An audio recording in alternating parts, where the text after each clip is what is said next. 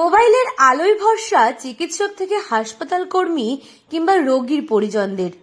রাতে বিদ্যুৎ চলে গেলে হাসপাস গরমে তালপাতার পাখাই ভরসা। এমনকি অনেক রোগীকেই হাসপাতালের বারান্দায় বসে সময় কাটাতে দেখা যায়। দক্ষিণ দিনাজপুর জেলার বংশিয়ারি ব্লকের রশিদপুর গ্রামীণ হাসপাতালে এই ধরনের চিত্র মাঝে মধ্যে উঠে আসে। রাতে বিদ্যুৎ না থাকলে রোগীরা কষ্ট পাচ্ছেন, এমন ছবি সামনে আসতেই জেলার মন্ত্রী থেকে মুখ্য স্বাস্থ্য আধিকারিক বলছেন দ্রুত সমস্যার সমাধান হবে। কিন্তু প্রশ্ন উঠছে, এতদিন তাহলে সমস্যার সমাধান হয়নি কেন? আমরা ভাইটাকে মানে পোকা কামড়াইছি, তো পোকা কামড়াইছে কি কামড়ায়নি জানি না, ভাইটা বলছে পোকা খেসছিল, তো পোকা কামড়াইছে নাকি, তার জন্য হসপিটালে নিয়ে আসলাম তাড়াহুড়া করে। আসার পরে দেখলাম যে কারেন্ট ছিল, আমরা ঢোকা মাত্র কারেন্টটা চলে গেল। আপাতত এখনো নেই, প্রায় এক ঘন্টার মতো হয়ে যাবে। এখন কি বলা যায় বলেন, যদি সরকার যদি না ব্যবস্থা করে।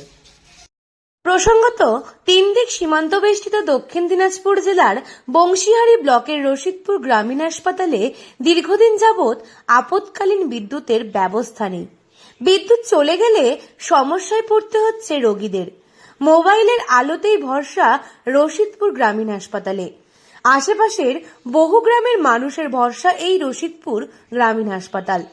কিন্তু হাসপাতালের বেহাল অবস্থার কারণে ভুগতে হচ্ছে রোগী, চিকিৎসক সহ হাসপাতালের কর্মীদের। হাসপাতালে বিদ্যুৎ পরিষেবা এতটাই খারাপ যে বিদ্যুৎ চলে গেলেই অন্ধকারে ডুবে থাকে গোটা হাসপাতাল চত্বর। আজকে তো আইসে দেখছেন লাইন নেই, 3 ঘন্টা হয়ে গেল। আমি তো এই তো গরমে থাকা যায় না, বাইরে বসে আছো।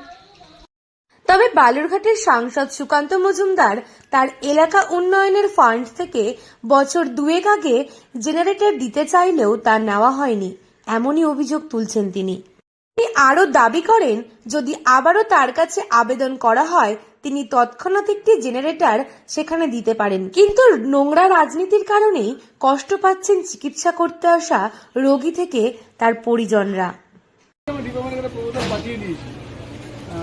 যদি ডিপার্টমেন্টে ঠিকঠাক থাকে আশা করি আগামী মাসখানেক মধ্যে সেটা নিতে আমরা রশিদপুর হাসপাতালের যে জেনারেটর ইস্যুটাকে আমরা খুব সিনসিয়ারলি দেখছি এবং সিরিয়াসলি দেখছি। অপরদিকে রাজ্যের মন্ত্রী তথা হরিরামপুরের বিধায়ক বিপ্লব মিত্র বলেন, সুকান্ত মজুমদার দিতে চাইলে অবশ্যই তা নেওয়া হবে, কেন নেওয়া হবে না। তবে তারা জেনারেটরের ব্যবস্থা নিয়ে ইতিমধ্যেই আলোচনা করেছেন।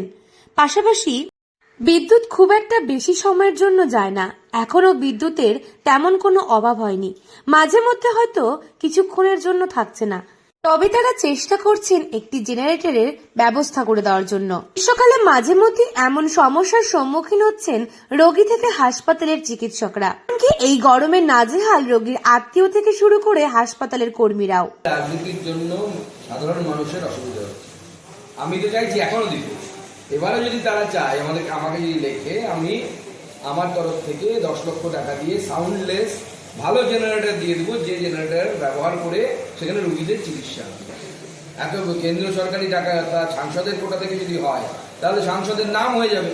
মানুষ মরে মরুক, ওদের তো কোনো ব্যাপার না, নিজেদের স্বাস্থ্যটা চলে হলো, তার ভাই তার অসুবিধা হচ্ছে তো সাধারণ মানুষের।